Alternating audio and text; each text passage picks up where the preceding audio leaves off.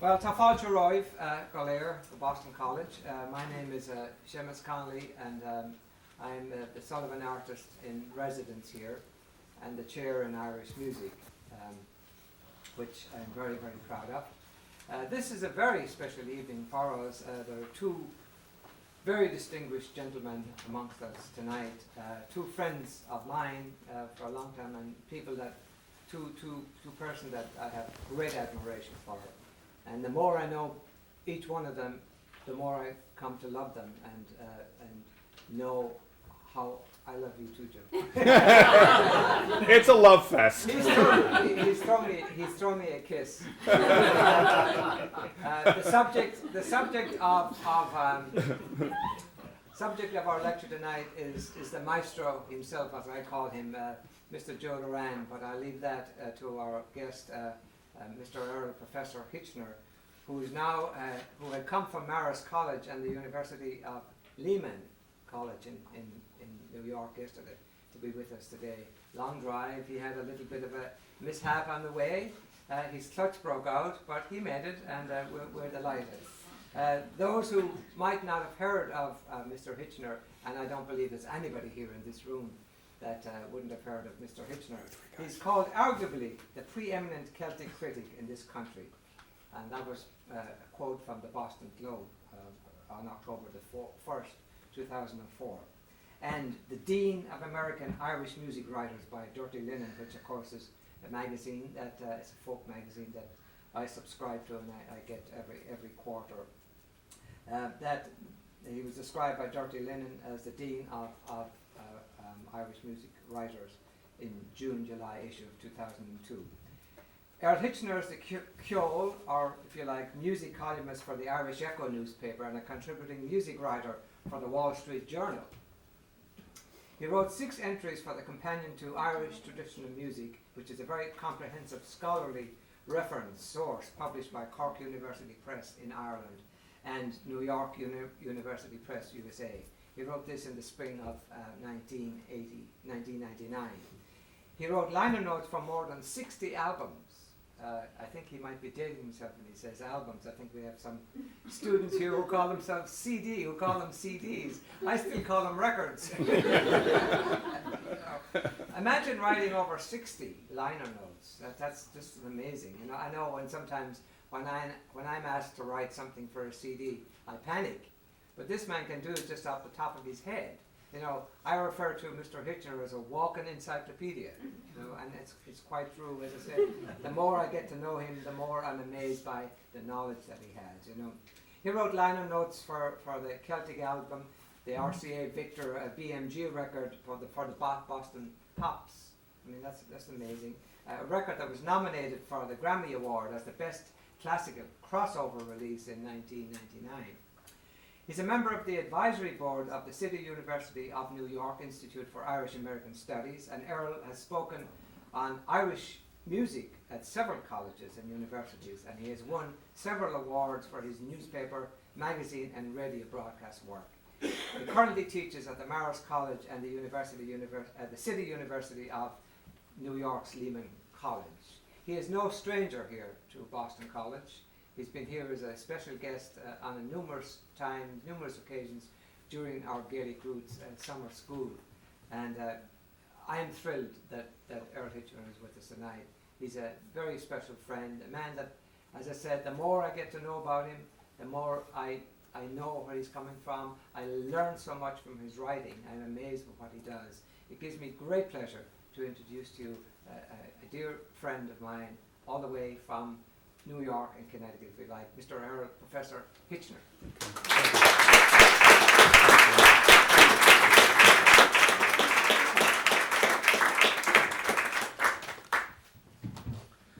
I don't know who this Earl Hitchner character is that he just described, but I'll own up to some of that. It's a pleasure to be here, of course, and Seamus, your check is in the mail. The topic of my talk is going to be thinking outside the box, how button accordionist Joe Derrane helped to redefine Irish America's musical identity twice. And before I do that, before I get into the guts of the lecture, I want to acknowledge a couple of people here. I want to thank Seamus Connolly, Sullivan Artist in Residence here at Boston College, and Professor Ann Morrison Spinney for inviting me today to make two presentations at Boston College. I spoke at Ann's, The History of Popular Music in the United States. It's a 95 student class, and it was an interesting experience to talk to them, and I'm very grateful to her for that invitation. I also want to thank Beth Sweeney at the Irish Music Archive for her help with this Connolly House presentation, and Boston College's Center for Irish Programs and Irish Studies for their assistance and their hospitality.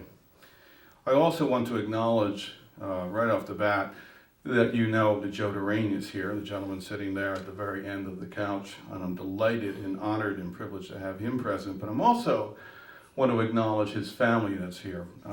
His Longford-born wife, Ann, is sitting in the back.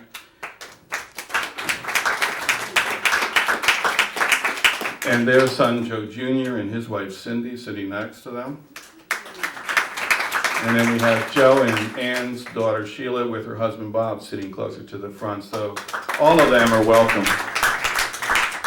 And just to make sure that you understand that Joe will be performing, I'd like to invite the maestro himself up, maybe to give us a couple of medleys, if he's so inclined. This is the one and only Joe Derrane on the accordion.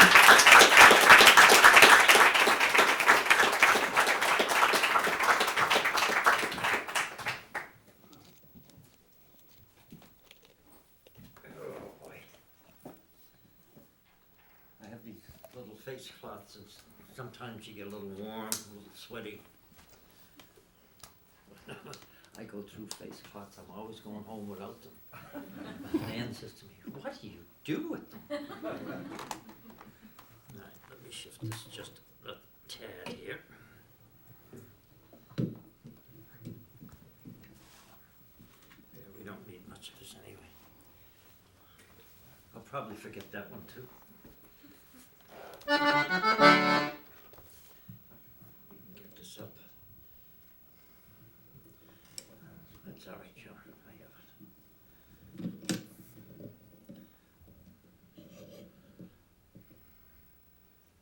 Yeah, that should do us. You know, the thing is, we checked this out earlier, and everything was perfect.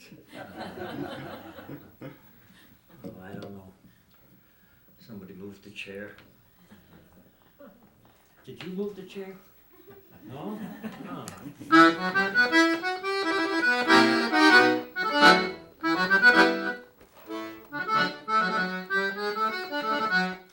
I think I'll do a little set of hornpipes for you.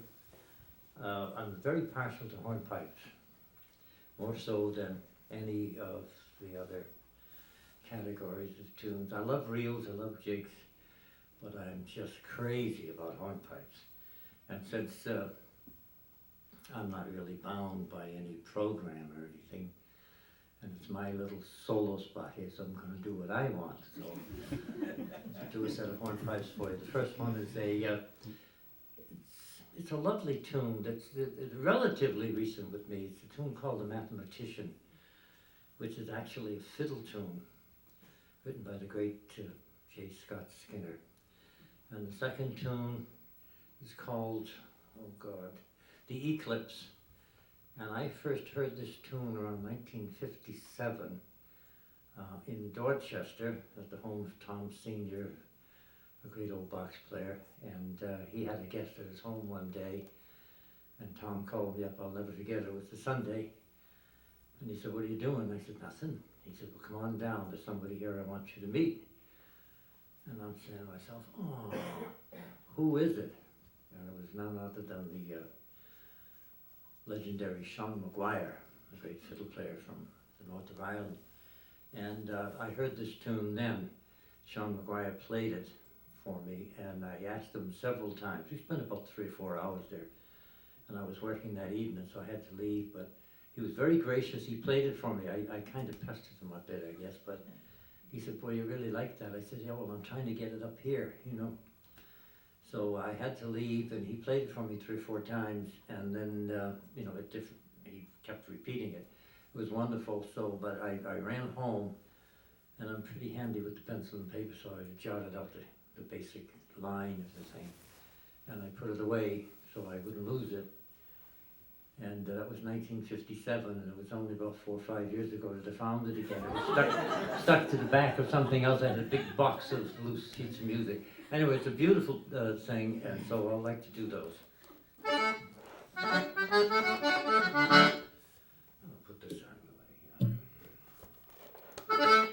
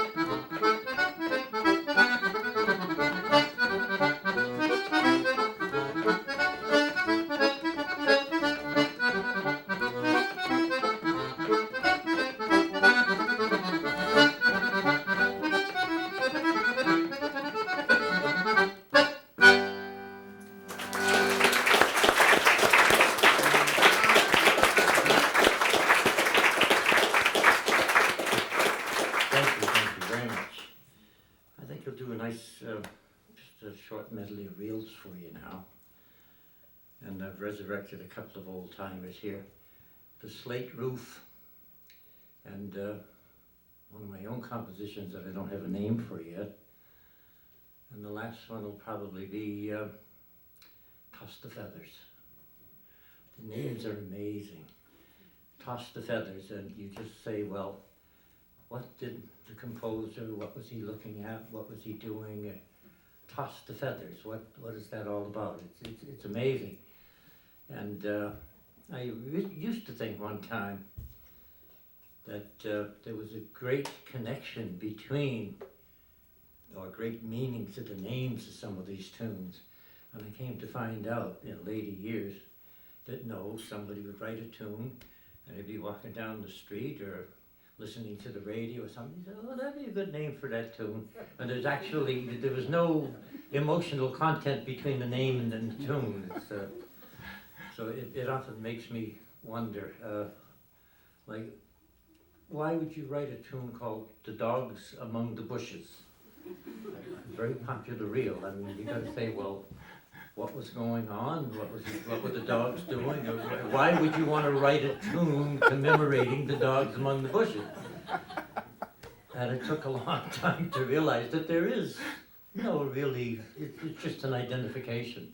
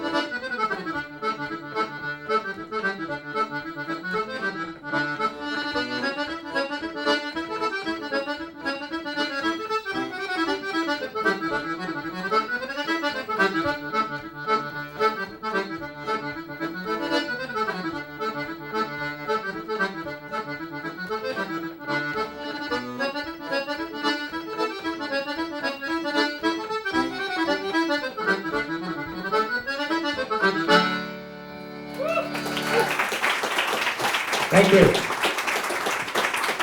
I'm going to turn you back to Earl Hitchner. Joe Derrane.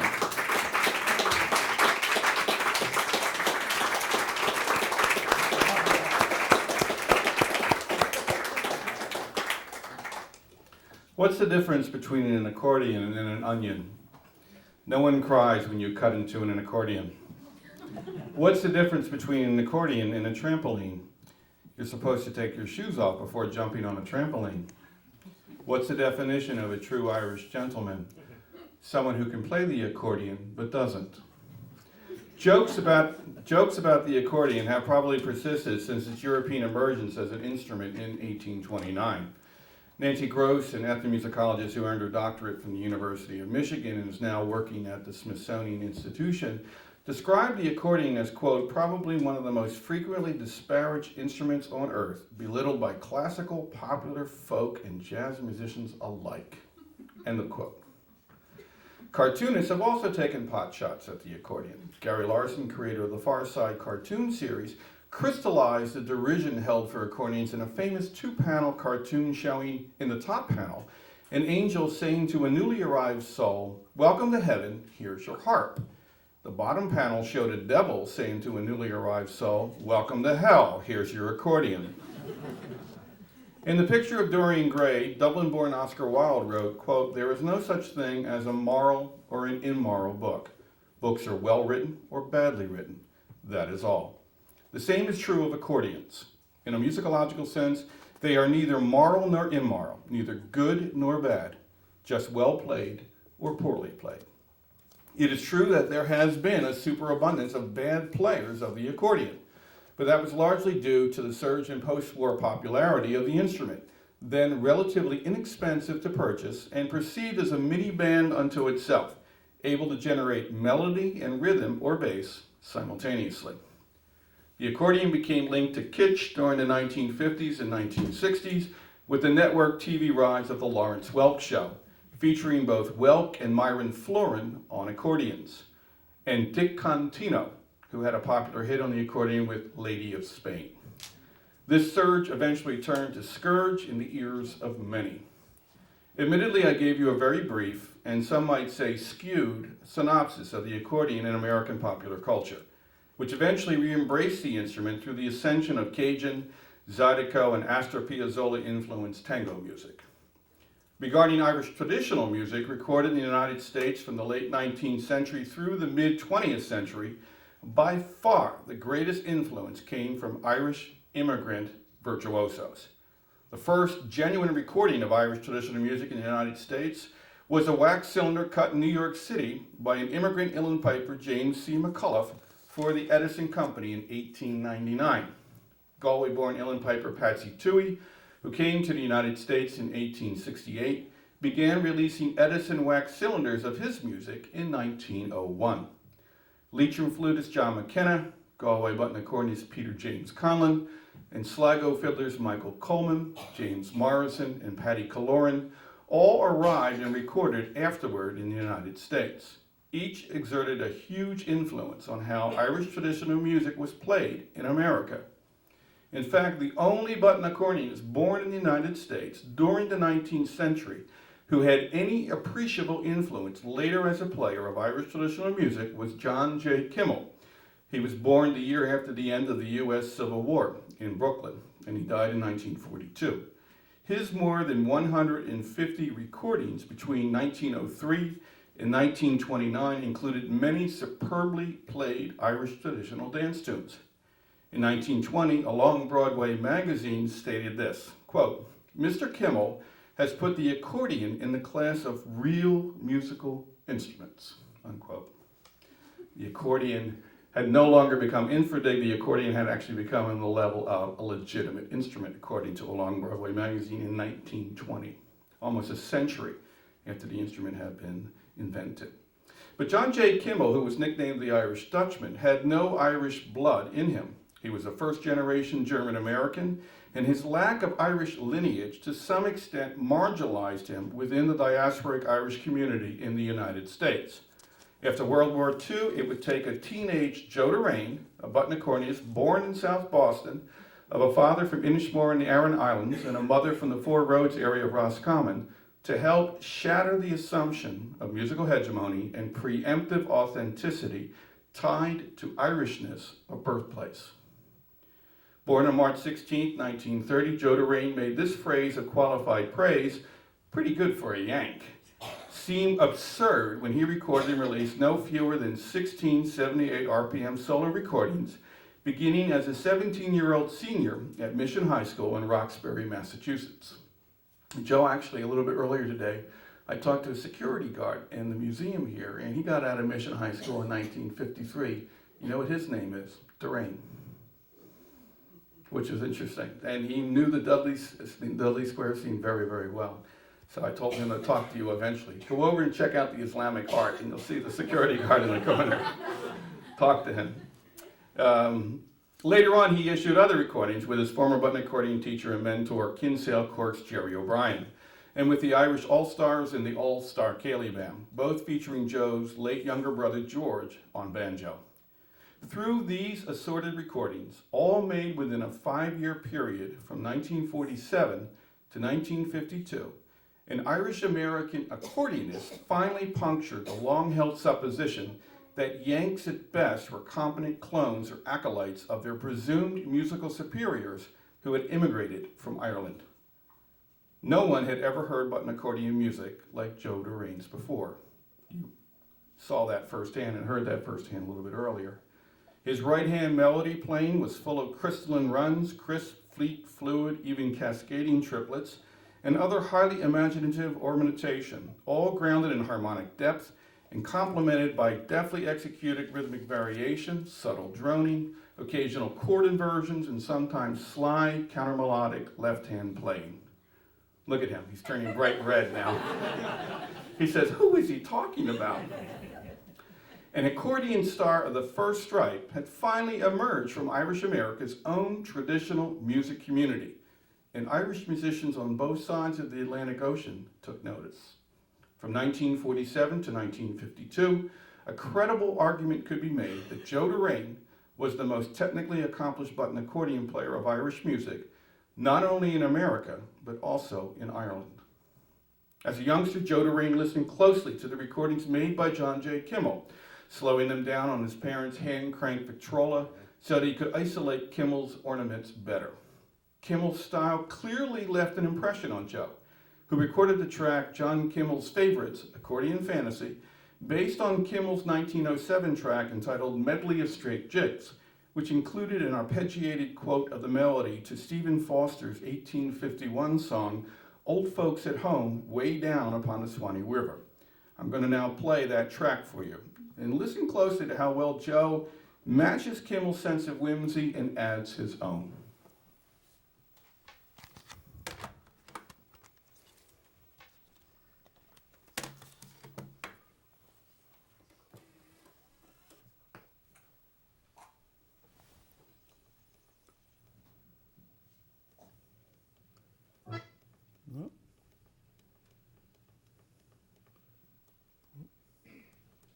Here we go. Hope that plays. All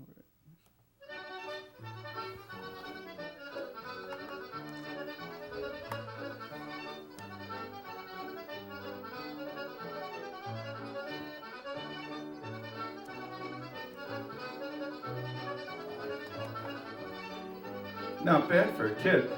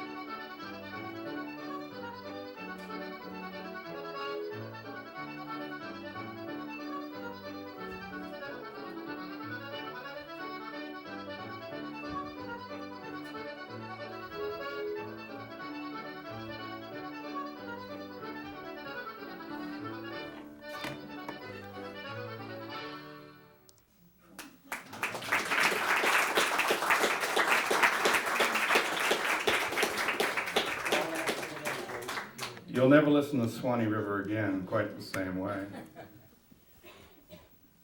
This mix that you just heard of Irish traditional and American popular music would be augmented in the post-World War II period by big band or swing influences, and it became common to see accordions, fiddles, and banjos with trumpets, saxophones, trombones, and full drum kits on stage.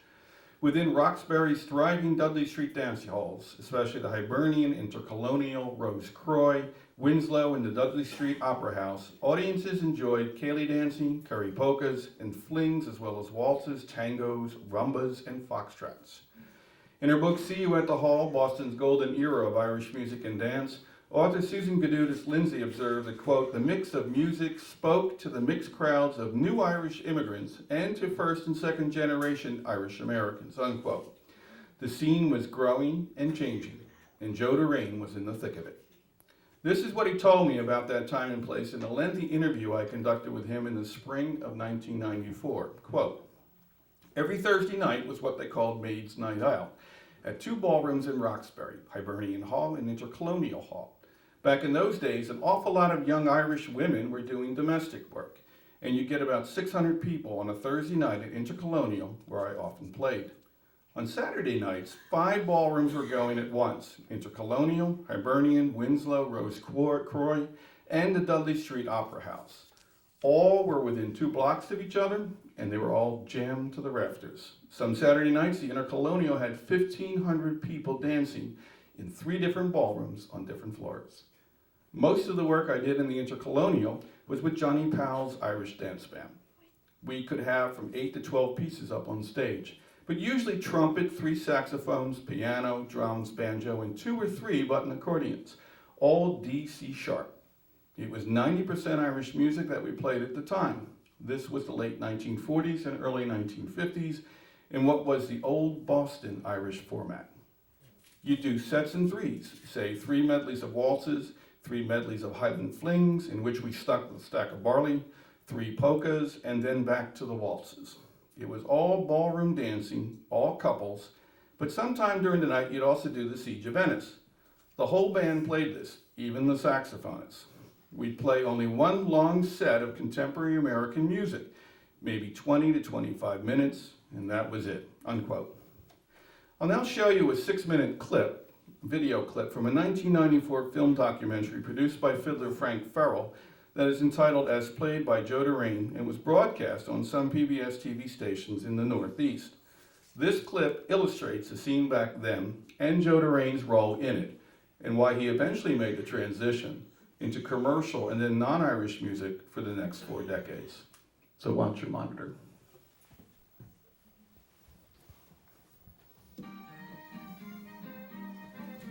I'll get the violin. Dear friends, we meet in love tonight on Columbia's tranquil shore. 3,000 miles from Mary's Isle, we barely see no more. How dear it is, those fairy hills, no other Thanks. Hold on for that for a second. Just wanna hold on for that for a second. Thanks. Everybody here? Irish immigrants to Boston in the 1930s and 40s knew one thing, if nothing else. Upon arrival in Boston, go to Dudley Square to find a bit of home. A ride on the old Orange Line, the Roxbury O, all the way to the end, took you to Dudley Station and the square. The corner of Dudley and Warren Streets, Boston's crossroads of Celtic culture. Just down from the corner was E. O'Byrne DeWitt's, the Irish travel agency and music store. And up and down Dudley Street, Irish music rang out from such classic venues as the Rose Croy Ballroom. One flight up, the Rose Croy crowned the corner, where strains of Irish music could be heard on Thursday and Saturday nights, Maid's Night Out.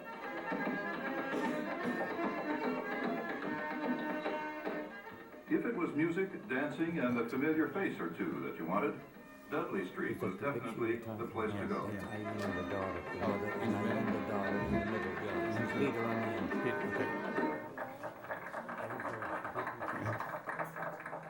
Central to that music scene was a young Irish-American accordion player named Joe Derrane. No change. My first encounter with Joe was probably 15 years old. I had just started myself with the Irish accordion. And my dad and my uncles were involved in running an Irish music club in Dorchester down the Fields Corner. And I can remember this particular afternoon, this young fella comes in and with an accordion. Of course, those days, traditionally, the old guy sat in front. If you were a kid, you know, you're just kind of in the learning process. You went in the back row, per se. Now comes this young fellow, and nobody knows this kid. Somebody brought him in. I don't think Joe was even driving a car at that time. And what they used to do those days, they used to call on everybody to play a tune. You know, if you wanted to do that, you know, play a little solo. So at this particular time, they called on this young fellow, you know, Joe Derrane, and Joe sat down and they ran through 3 or 4 good numbers, reels and stuff like that. Well, needless to say, everybody was saying, who is this kid? Where did he come from? You know? And I think that was when I said to myself, I'm going to lock onto this guy like a pit bull. And everybody's ever since, you know. Joe's exceptional talents were soon in demand at dances, weddings, and house parties throughout Boston's Irish community. What made the dance hall scene worthwhile for me was this complete concentration, if you will, of musicians in a relatively small area. The huge numbers That's Joe's brother of George. people Johnny who Cables. wanted to listen to dance to enjoy Irish traditional Oh, right. dance music. It was in a professional or business setting, if you will, but still it had a very much a party atmosphere to it, and it was just fantastic. And this went on for 12, 15 years. Radio appearances were soon to follow on the popular Irish programs in the area. And by the late 1940s, still in his teens, Joe Derrane had recorded numerous 78s for E.O. Byrne DeWitt's We Boston-based heard that Copley a little bit earlier. and All Ireland record labels. Little did Joe Derrane know when he sat down in front of those old microphones that someday those recordings would make him a legend. When I set out to do those records, Really real, yeah. I was thrilled right down to my very shoes. I was still in high school. And I had gone over the tunes with my then teacher, Jerry O'Brien, and Jerry went so far as to say, well, you should do a couple of reels this time, and maybe on the other side a set of hornpipes, and that's about it. By and large, the choice was up to me, which was great because I could do what were then my favorites.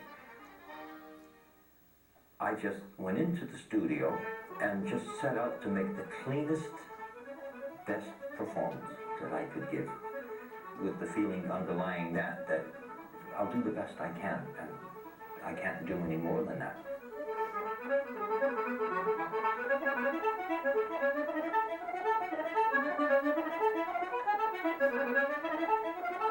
Still have the Waltons. Back in the late 40s and right through the early to middle 50s, it was a very much more traditional-oriented scene.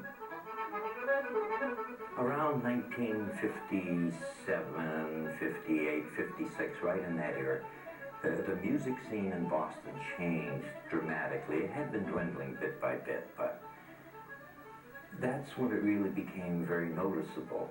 The dance hall crowds were falling off. Some of the dance halls were going out of business. The interest just wasn't there. We didn't have the big crowds, and there was very, very little work going around at that time. It seems now, in retrospect, like it was almost overnight, and everything just changed.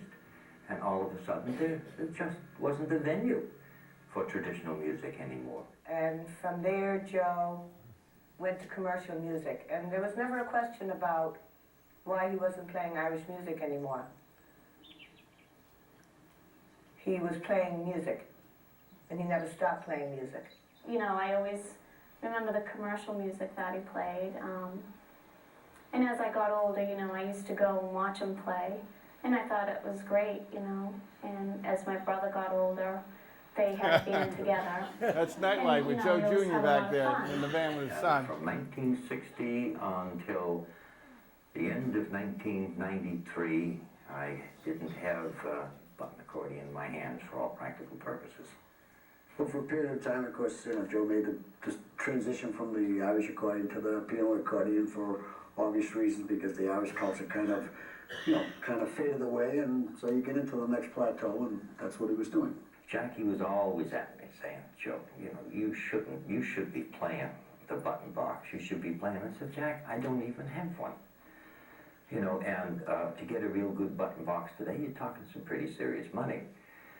What happened, my dad passed away about 7 years ago, and we had two accordions that were sister accordions, one which Joe has now and one which you see here presently. And I have these things, naturally I have these two accordions at home. You don't part with these things because they're treasures there. He was saying, here I have two accordions. And in his mind, the guy that should have an accordion above everybody else, this was his thinking, was his buddy Joe. So what I did is I got this other one day, I put it in the box, and I put Joe's name on the front of it, and I walked over to the house and I said, hey, I got a little something that you might want to play around with. And he gave me this accordion. He said, I want you to have this. I was very reluctant to take it because it's almost irreplaceable. There are new accordions around, but they don't have the punch and the fire and the guts that this thing does. They're very difficult to come by because they're just not made that way anymore. But he insisted, and he had this all planned because he even put the lettering on there. Jackie put it on by himself, and he brought this up to me. And I promised, okay, Jack, I'd start in again. And then the burning question was, can you still play? Whenever I call the house now, it's always in the background. I hear him playing all the time now. And, he's just enjoying it so much, The only time he's not playing now is when he's eating, and he can't do both at the same time. And that's the only time I get to talk to him now. It's true. And then came the call for overtime. And I accepted it, and I had made the commitment. And that meant that now I really had to get serious about this. And I did. Okay. Thanks, John. Shut it down, man.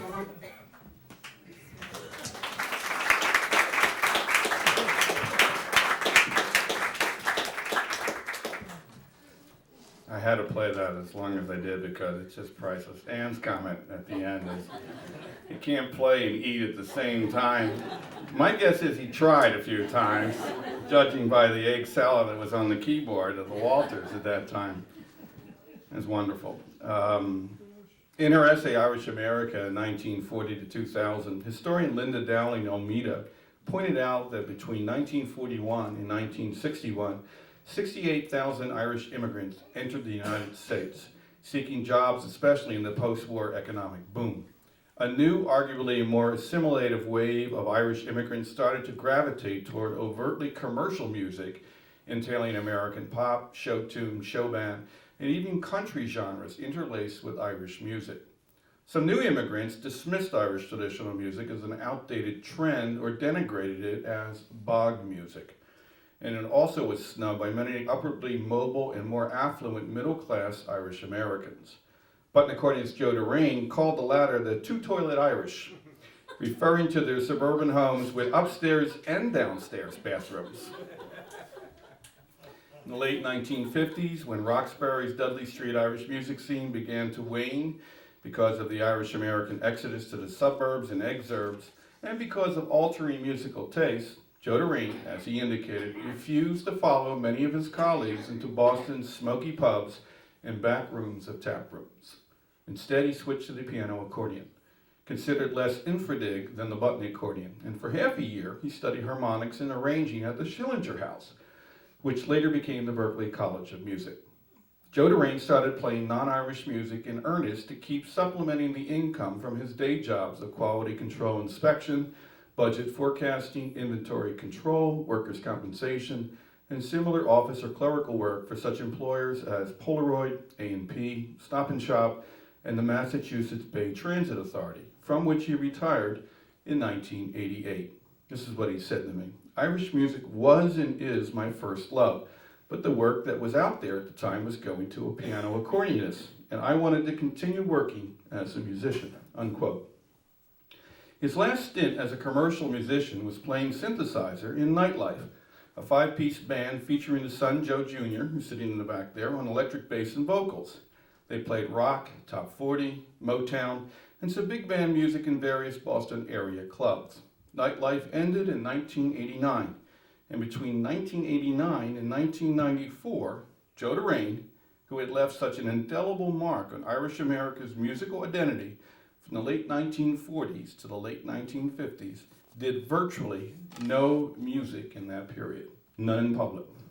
When I first spoke to him in the fall of 1993, Joe Derrane was working 16 hours a week on the parish bulletin of St. Timothy's Roman Catholic Church in Norwood. He was out of the public eye entirely. Then in 1993, New York's Regal Records, which owned the copyrights to Boston's long-defunct Copley label, put out a CD entitled Joe Derrane, Irish Accordion, containing 16 solo tracks he made from the late 1940s to the early 1950s. It rekindled interest in his music among Irish traditional aficionados, but despite what some observers hastily assumed, that CD reissue played only a small part in my own decision to contact Joe Derrane. When I heard from fiddler Seamus Connolly, who's sitting to my right now, that Joe was still alive but no longer played music in public, I got from Seamus Connolly the home phone number of Joe Derrane in Randolph, Massachusetts. And I called Joe and asked him if I could interview him over the phone a day or two later. He agreed. He still tells me it was my dime, not his. That's why he agreed. And I interviewed him for 3.5 hours that night, nonstop. At the end of our lengthy phone conversation, without ever hearing a single note played live by Joe Derrane on the Irish button accordion, I knew he still had the desire and fire to play Irish music. I asked him would he consider coming out of musical retirement if he were to receive a serious invitation to perform on the button accordion. He laughed and lightheartedly said yes, no doubt in the belief that it would never happen. I phoned Mike Denny, director of the prestigious Irish Folk Festival held at Wolf Trap Farm Park for the Performing Arts in Vienna, Virginia, and I persuaded Mike to invite Joe Derrane to perform at the festival. Mike agreed to do so on one condition, that I take full responsibility for Joe's performances at the festival and do everything I could to avoid any possibility of embarrassment to himself or to the festival. I readily agreed. What you are about to see and hear now is historic footage from the second of 2 public performances by Joe Derrane at the festival on May 29, 1994. Accompanied by keyboardist Felix Dolan, Joe Derrane, then 64 years old, was playing under a big top tent on a sultry afternoon. He was fighting an upset stomach. He had a bandage on his right hand that he cut accidentally the night before, and he was using the Walters DC Sharp 2-row 15 square key button accordion that you saw, that is the musical bulk equivalent of an oil freighter. His 2 adult children had never seen him play a button accordion before. In the estimation of many critics, including myself, this is the greatest comeback in the history of Irish traditional music. John?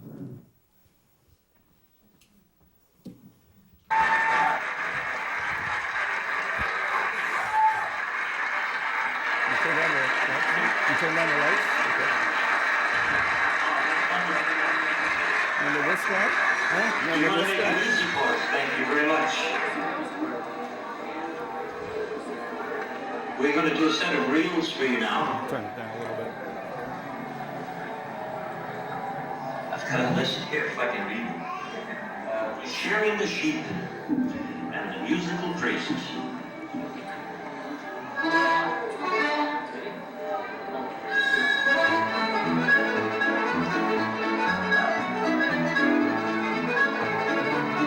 Oh, it's amazing. 35 years? After 35 years to play like that?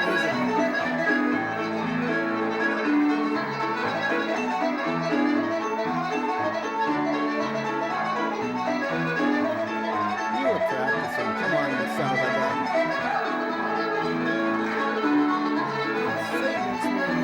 I know, me too.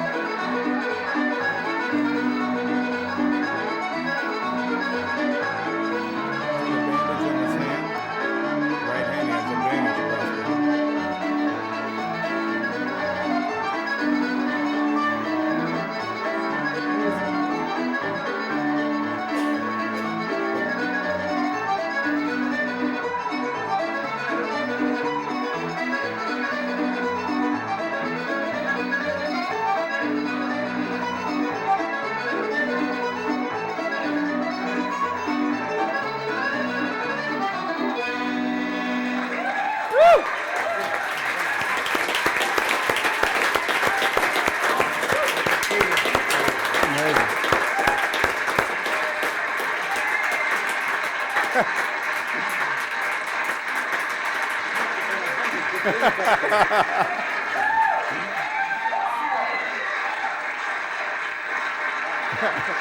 at Felix.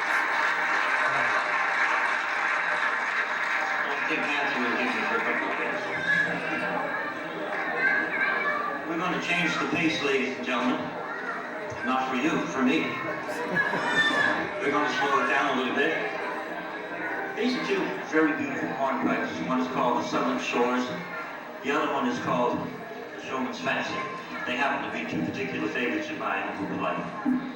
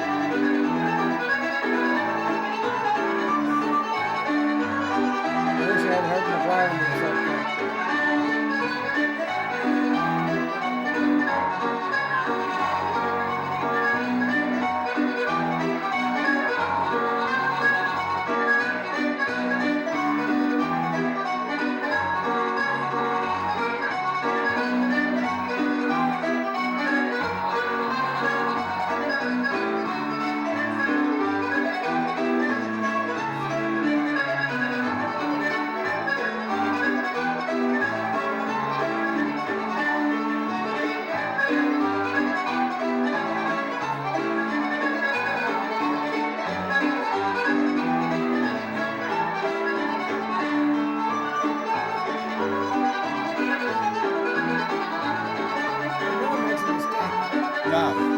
That's what really pisses everybody off.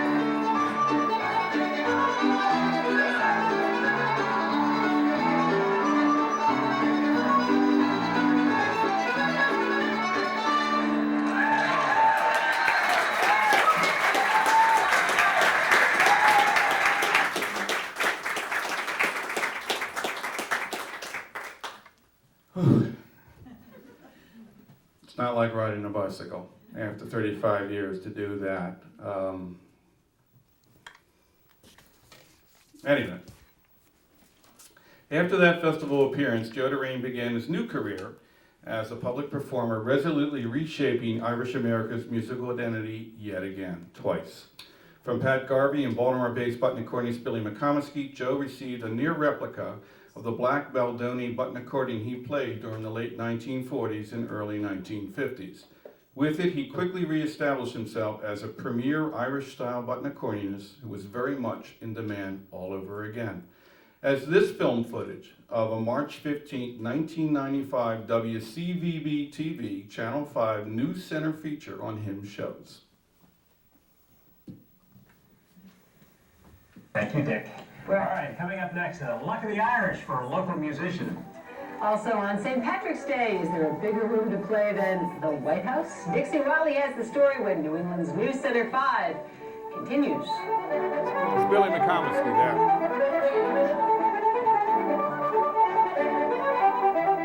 Well, it is almost St. Patrick's Day, folks, so we have for you tonight a little bit of Luck of the Irish. This is such an adorable story. Yeah, good. And such a lovely man. In this case, it's actually more the talent of the Irish. Joe Derrane of Randolph has been a musician since he was a kid. But years ago, he gave up the button accordion, this is as opposed to the keyboard accordion, which he also plays, because few people were interested in the traditional Irish music that he played. Well, that's not the case anymore. He and his button box were rediscovered a year ago, and life will never be the same. So it's like a guy came back from the dead. I can play that after I've been gone for 40 years. Last May, Wolf Trap, Joe Derrane played a button box in public for the first time in 40 years. And now, 10 months later, Joe's life has completely changed. He's in today's Wall Street Journal, last Sunday's New York Times. He's booked to play in Ireland and Paris, and tomorrow, St. Patrick's Day, at the White House. This time last year, I was hoping and praying I could just get through Wolf Trap and not make a fool of myself and not disappoint so many people who were rooting for me. And here I am now with a new album, all kinds of concerts under my belt, more coming up, and I'm going to the White House. I don't really understand it. I'm thrilled by it, and I'm having the time of my life. The song came about after recordings Joe had done as a teenager in the 40s were rediscovered and reissued a year ago. He'd played the Irish dance halls then. Now he's playing for the President of the United States. I've been sitting here trying to get ready for it and trying to stop from yelling and everything, befuddled by it all. I've been using that word a lot lately, befuddled. But not too befuddled to play, not by a long shot. Luck of the Irish? Yeah. Yes, Luck of the Irish, I suppose. But a friend of mine told me, maybe God has improved me yet. But I haven't yet told you the clincher. Today is Joe Derrane's 65th birthday. Oh. One heck of a birthday present, isn't it? So, happy birthday, Joe Derrane. Oh, happy birthday, Joe. That isn't good. Tomorrow he's... Oh, the video material I have on you, Joe. There's not enough money to retrieve all of it. I have tons of material on Joe Derrane. And I'm delighted I do, by the way. Many of you may recognize Dixie Watley, who was the reporter on that, by the way, for WCVB-TV. About a month after he performed for U.S. President Bill Clinton and Irish Prime Minister John Bruton at the White House on St. Patrick's Day, 1995, Joe Derrane and his refurbished Baldoni and Bartoli 19-key, 4-bass, 2-row D-C-sharp button accordion made a stunning debut on the Pure Drop series on Ireland's national television network, Radio Telefís Éireann. in Dublin before a packed house and tens of thousands watching from home. This video clip from that April 1995 Irish television appearance, I want to thank Button Accordionist Tony McMahon for making this available to me for tonight, starts with Chicago fiddler Liz Carroll's introduction of Joe Derrane on stage.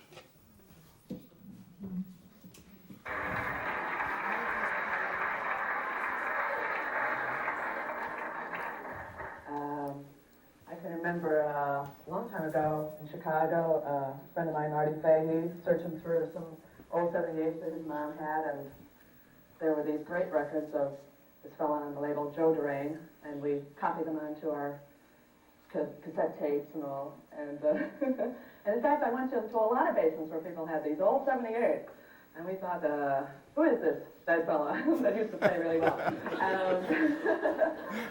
And we just assumed that he was an older person that made these tapes, and we were very, very wrong. He was only 17, a senior in high school, and he's here. He'll introduce what he's going to play. Lord, makes you feel so old. It's a very proud moment for me, ladies and gentlemen. It's long been a dream for me to come to the home of the music, to bring my music, to play it live in Ireland. Tonight's the night.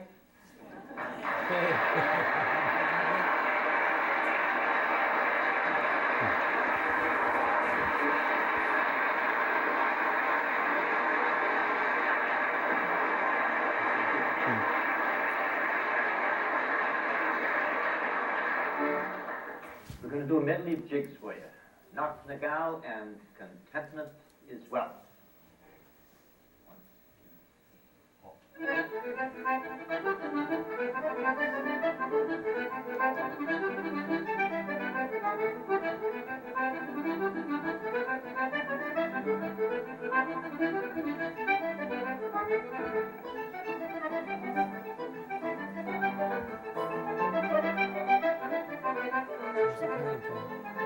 Tracy Dares. Cape Breton. The Cape Breton crowd showed up.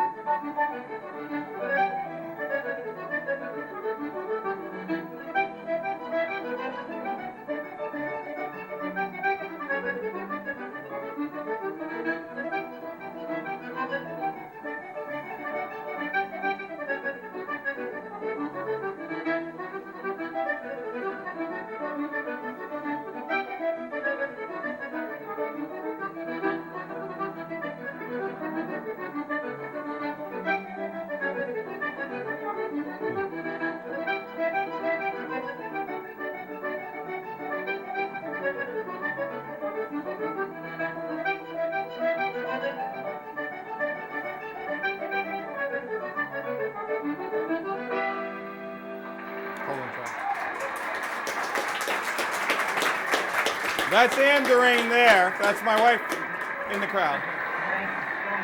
Okay.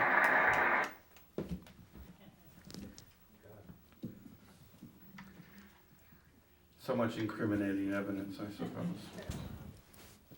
It's actually quite emotional to see that. Seamus was telling me while we were watching, he said, does he ever make a mistake? And I said, no, that's why all the other musicians hate him.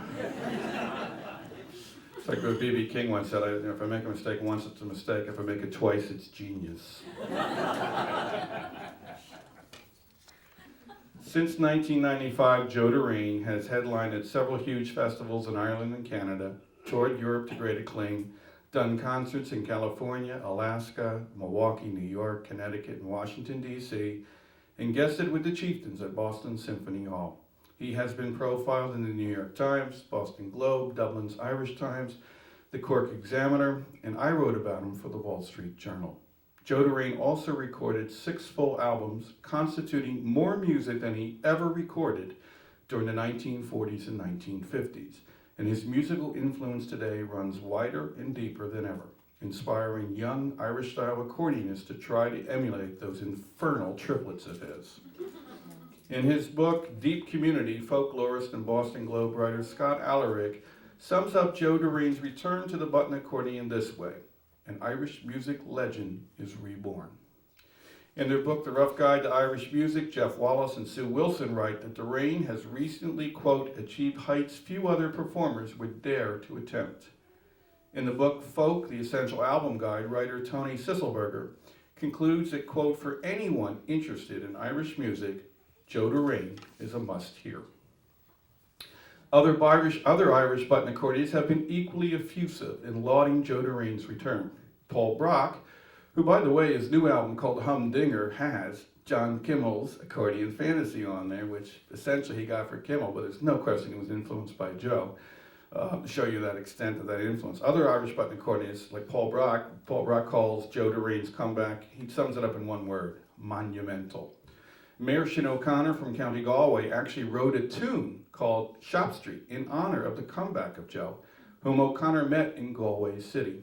And Jackie Daly expressed impish admiration for Joe Derrane's inimitable technique by saying, you can get seasick listening to his triplets. Fiddler and Boston College Sullivan artist-in-resident Seamus Connolly calls Joe Derrane, quote, the Patsy Toohey of the button accordion. The capstone of Joe Derrane's extraordinary comeback came in 2004 when he was awarded a National Endowment for the Arts National Heritage Fellowship, the highest honor a folk or traditional artist can receive from the U.S. government. He became the first Irish or Irish-American button accordionist ever to win this award, and he learned that he had won it in May 2004, the 10th anniversary of his fabled comeback at Wolf Trap. The NEA citation he received concluded with this statement, quote, without question, Joe Derrane ranks among the greatest Irish accordion players who ever lived. One of those few pivotal figures who took the instrument to an unprecedented height of virtuosity, vitality, and creativity while leaving an enduring imprint on the music as a whole. Joe Derrane, now 76 years old, is still expanding his reputation globally. He is proof positive that F. Scott Fitzgerald got it wrong when he said, there are no second acts in American lives. The second act of Joe Derrane's musical life now dwarfs the first, adding credibility and cachet to the ongoing aesthetic reconstruction of what it means to be an Irish-American traditional performer today. He was, and is, an Irish-American button accordion player without peer. Thank you.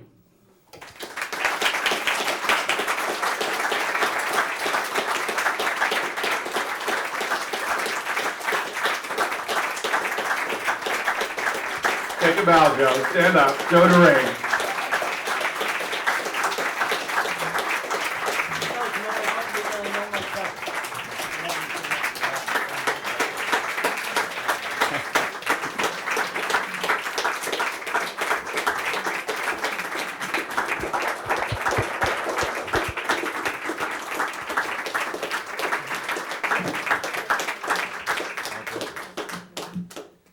What I thought we would do is if we want, maybe take a few questions from the audience. I want to keep Joe up here, actually. If any of you have any questions about my presentation or want to direct a question to Joe, we'd be happy to. I have one. What's that? Where did you get all this stuff from? I have a lot more. You have no idea.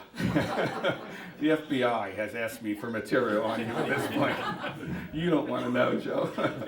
All right. But if any of you have any questions for myself or Joe, I mean, about the presentation or Joe, I mean, here's the man in the flesh. It's a time to ask. Yes, in the back. What's next, Joe? What's next, Joe?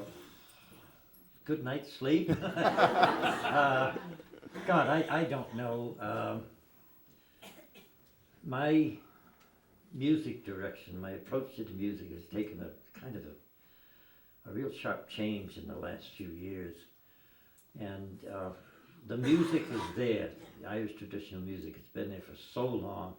And it's not going away in a hurry. It's going to be there for a long, long time to come. It'll always be there.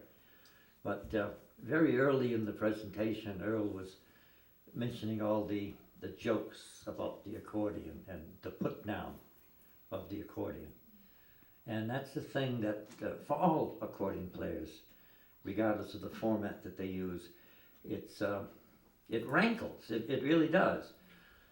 And now that I'm retired, as opposed to, you know, when I was working days and still playing, I have more time, and my approach today is to explore the accordion,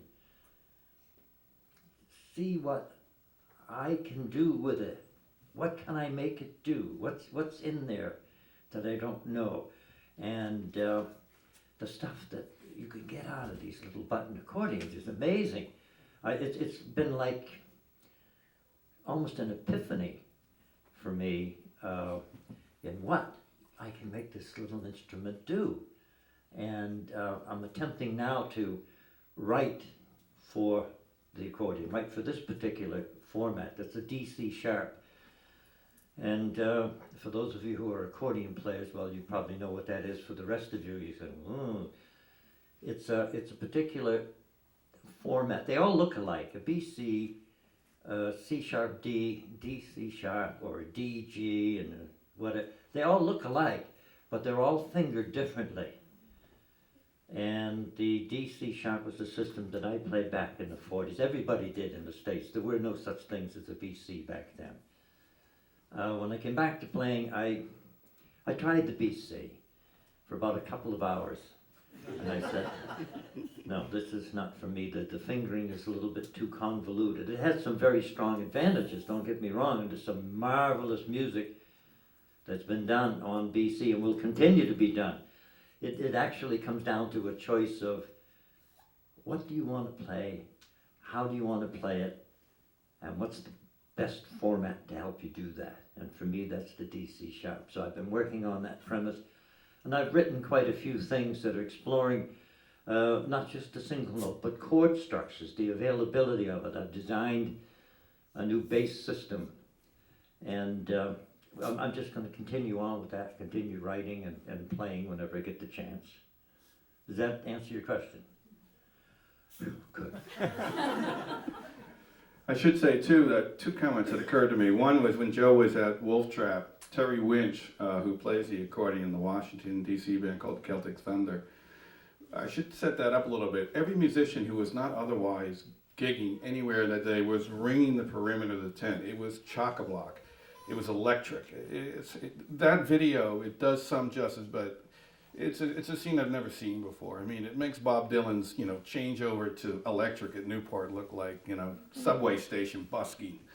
I mean, it was amazing. And Terry Winch came up to me, and he had an interesting comment. He said, Earl, you know anything about Creedence Clearwater Revival? And I go, yeah. And he said, well, I have a new tune. It's called Who'll Stop Derrane? And we all looked at each other and going, this is crazy. And the second thing I want to share with you is Felix Dolan, who accompanied Joe. And by the way, Tracy Dares was the accompanist for Joe at the Long Note. She's from Cape Breton Island. Wonderful rolling syncopation from there. And the compier, or the presenter for the Long Note, was Martin McGinley, who was actually the first fiddle player in a band called Dervish, based in Sligo. So Joe has always had his pick of a superb accompanist, and we have, by the way, speaking of an accompanist, we have Joe's go-to guy on guitar and mandolin, John McGann. So John, if you just stand up briefly. You're the man, John, you're the man.